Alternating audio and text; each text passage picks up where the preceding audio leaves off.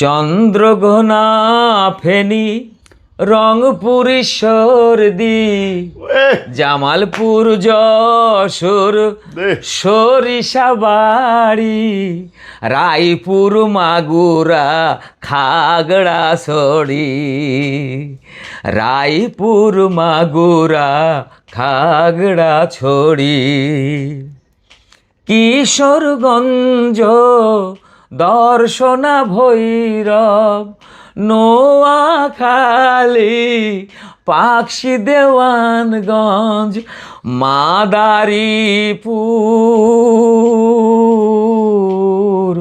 Madaripur Narayanganj Jhenaidah Tongi Hat Hazari Jhenaidah Tongi Hat Hazari.